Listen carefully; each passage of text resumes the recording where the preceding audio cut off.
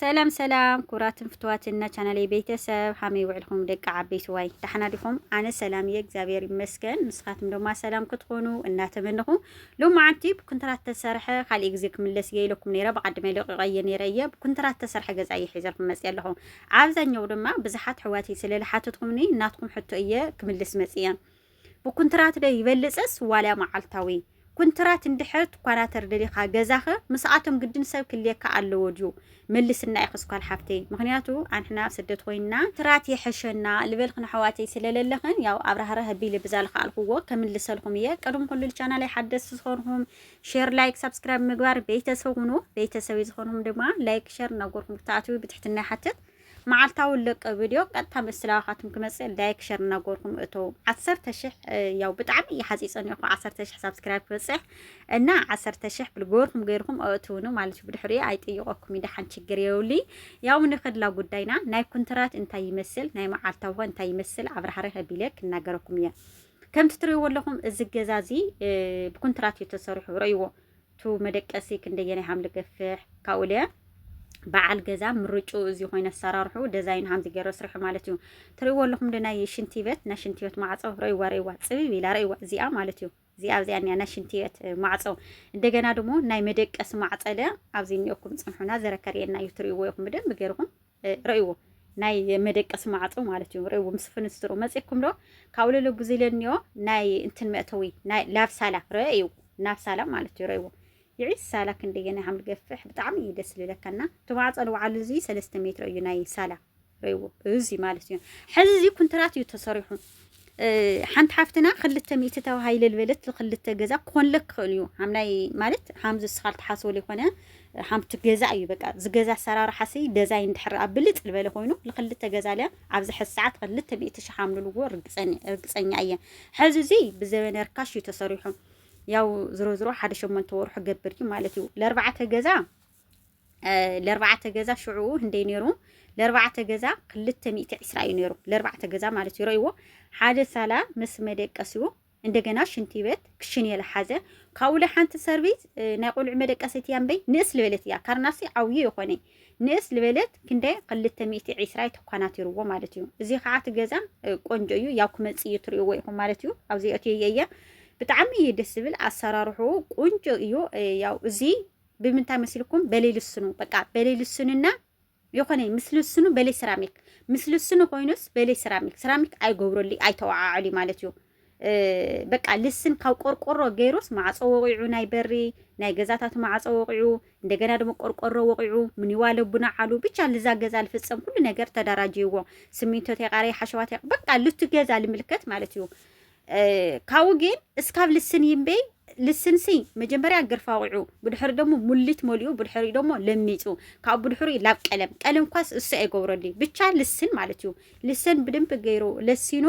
ካውለ በሌ ሰራሚክ እንደይ 220 ተኳናት ይርዎ ማለት እዩ ግን 8 ወርሕ ገይሮ እዩ ሕዚ ለለ በጣም እዮም ካዊሮም ነው ያው መዓልታው ደይበልጽ ኮንትራት ልብል ደማ አሕዋተይ ከብራሃረልኩም የ በተለይ ኣብ ስደት ዘሎ ሰብ حامتو الولد حنت حافتنا جبرلي كتفل ندحر خوين خاص بطعم يخبير مو عفت كونترات سي حاميو تاي تشجر لمصل خالبل ያው ኮንትራት ቆንጆ እዩ ሐቅል ምን ነገር ማለት እዩ ግን ማይክተስቲ ተሆይን ከባልካ ከተስትን በይ እሳቶም አሚንካ አምናይ ቡሊኮትና አምናይ ልስን ከዚ ማዓልታዊ 3 ጊዜ ማዓልቲ ይልሰቲ አምናይ መንደቅ ማለት እዩ አብ ቡሊኮት ይሁን አምናይ ስሚንቶ ይሁን ብዘይገድስና ቡሊኮት ላይ ማያደዱ ከዚ በስሚንቶ ስለልሰንሎ ስለል እንደቅሎ ንጎና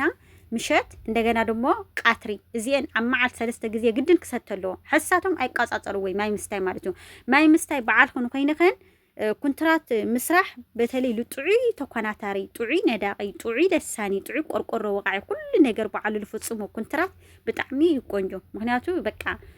ቢያንስኝ ደህ ሁሉ ነገር ተዳራጀሲ አቅል ተወርህ ይዝዝም ለብላ ማለት ነው ኮንትራት እንደሕር ግበረለይ ተልተኮይን ካጊን ከቢዲዮ ንዕልምኒ ዋላ ሓቢ ንሓምዚ ግበሪ ማለት ዝቅርሽ ጥቅልል ምዋሉ ስለለይ ቃር ስለምላኣኹ ስለለይ ቃሬካ ጥቅልል የቢልካ ለኮንትራትካ መሓቢ የልብል አነ አፍቱ ናይ ኮንትራት ዝብል ጥዑይ ሰብ ካብ ንዓልኩም ትገብራለክን ሙስእ ማለት እዩ ማለት አሚነ የየሞ ከዲየ ካውለው በዓል ከሰርሕዩ ምናምን ልበሃል የለይ ኣብ ናይ ኮንትራት በጣም በተለይ ሓደ ሓዲኦም ትኮኑ ጥዑያትን በይ ጎኦም ነው ስኢሎም የመውዲኦም ካልኮድላ ካሊ حز كله تدارجي نحليسي بقى أودو قبلهم هاي خد مالتيو እሳቶም ለሐሱ ለዛናይ ድራር ምሽት ቅርሽዮም ለሐሱ ምበርቱ ገዛሲ ኩሉ ነገር ተማሊኡ እንሃለየ ካብሊኮት ጎደለ የለ ከሐሻዋ ጎደለ የለ ከጸጸር ጎደለ የለሲ በቃ አውዲቆም ወይ ሆድ ላካሊ ማለት እዩ ከስት አዩም ልባሃል ርስ ሒዞ በቃ ስራሕ ክሰን ከለኹሲ እሱክ ሰርሐየ ልባሃል ሐሳብ ስለለሐዘዩ እና ሃምዚ ከይኮን ከዓ ንዓልክን ኡምን ሰብ ክትገብር ኣለክን ማለት እዩ ኩሉ ነገር ልቋጻጽሮ ዛገዛ ወዲኻ ዳ አትኸድም በ ዛገዛ ለይወዳኻ ሓፍ ከፍ የላይ ልብል መምርሒ እንድሕር አወሪዱ ኮይኑ ታገዛ ወዲኡ በደንብ ገይሩ ላብ ካሊ ይኸድ ማለት እዩ ከምቲ ትርግዎ ለኩም ረዩ ኮንትራት እዚ ተሰርሑ ደስ ይብሊ ከላሙኑ ሑት ናይ እንትን ማለት እዩ ናይ በሪ ናይ ግቢ ብጣዕሚ እዩ ነዊሕና እንታይ ክብል ደልያ ብጣዕሚ እዩ ቆንጆ ኮንትራት ልምሃብ እንደገና ንጎ ቁርሲ ቃትር ከዓ ምሳሕ ምሸት ከዓ ደራርስን ሓልድ አይላትና ሓንቲ ሓፍተይ ኮንትራት ልባሃል ለሲ ሓመገርክ ምግብ ተሓልያ ዓዲ ኮንትራት ልባሃል ለኮ ቃ ብደገ እዩ ንስኻትን ብቻ ልታይ ገዛ ካሰረ ተድሒዝክን እስካብ ቆርቆሮ እስካብ ሲሚንቶ ሃሙ ውዕልክን በቃ እስካብ ሰራሚክ ለያ ሉካና ተረለው እዮም ሰራሚክ በቃ ፍጽምጽም ቢሎምስ ብቻ ቁልፍ ካረክዮም ለል ከድለው እዮም ሽንቲ ቤት ያቃሪየ እንደገና ደሞ ክሽኔት ያቃሪ ሁሉ ነገር በደንብ ገረም ፈጽሞም ለረክኹዋ አለው እዮም ግን ሁሉ ነገር ከጎድሎም አይደሊ ሓደ ሓደ እዮም ነው ከዓማኒ ስለዚህ እንድሕር ኮንትራት ተባተ ሆይን ክንዳ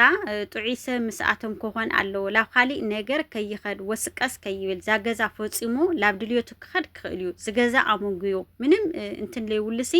እዚ ካሊ ግዜ ክሰርሖ እየ